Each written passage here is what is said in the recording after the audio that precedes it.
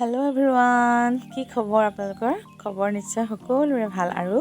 বৰ্তমান আমিও ভালে আছো বন্ধু বান্ধৱীসকল আজি একদম মনটো সঁচাকৈ কিবা এটা বহুত বেছি ভাল লাগিছে কিয় জানেনে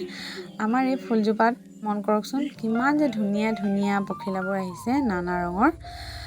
পখিলাবোৰ দেখি নিজৰ মানে শৈশৱ কাললৈ মনত পৰিছে আৰু আগতে পখিলাবোৰ যোনফালে উৰি উৰি যায় আমিও খুব দৌৰো পাছে পাছে আৰু হেনেকৈ আজি আমাৰ বেটাহতেও পখিলাবোৰৰ লগত মাজে মাজে খেলে আজি এতিয়া আসলতে ৰাতিপুৱা হৈ আছে আৰু পখিলাবোৰ ইমান ধুনীয়াকৈ অহা দেখি মই ভাবিলো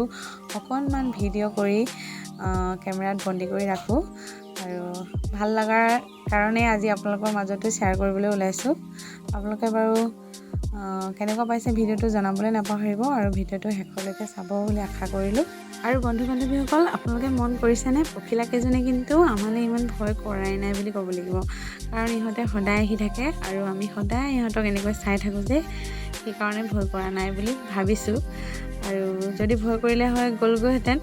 কাৰণ আমি ইহঁতক নামাৰো আমাৰ দীপাৰো নিলেও ইহঁতক নধৰে কাৰণ প্ৰথমতে ধৰিবলৈ মন কৰিছিলে কিন্তু যেতিয়া আমি বুজাই দিলো ইহঁতে দুখ পাব বুলি তেতিয়াৰ পৰা ধৰিবলৈ মন নকৰে আৰু চাই খুব ফুটি পায় আৰু চকচোন সঁচাকৈ হাতখন বহিয়ে দিছে একেবাৰে আজি কিবা দিনটো সঁচাকৈ ভাল বুলিয়ে ক'ব লাগিব পখিলা কেইজনীয়ে আজি ৰাতিপুৱা মনটো পুৰা ভাল লগাই দিলে জানেনে আসলতে আজি আমি স্কুললৈ আহিছিলোঁ আমাৰ দীপাৰ নীলৰ এক্সাম হৈ আছে সেইকাৰণে স্কুল আহিলোঁ স্কুলত এক্সাম দি শেষ হ'ল সোনকালে হ'ল আৰু ৰিডিং আছিলে ইহঁতৰ তাৰ পাছত তেনেকুৱাতে মায়ে ফোন কৰিলে বোলে আচোন দেউতাহঁতক চাবলৈ মন গৈছে বুলি ক'লে আৰু সেইকাৰণে ঘৰলৈ আহিবলৈ এটা চেলুহে লাগে ঘৰ আহি পালোহি আৰু দেউতাক ক'লোঁ আম খাম বুলি দেউতা আম পাৰিলে এয়া ধুই কৰি আনি দিলে আৰু মই কাটো বুলি লৈছোঁ আসলতে মায়ে মতা কাৰণটো হ'ল প্ৰধান আমাৰ দীপাৰ নীলৰ বসন্ত দেখা দিছিলে যে মুখত ধেৰ হৈ গৈছিলে আৰু ক'লা ক'লা এতিয়া দাগবিলাক গৈছে বা নাই চাওঁ লাগিলে সেইকাৰণে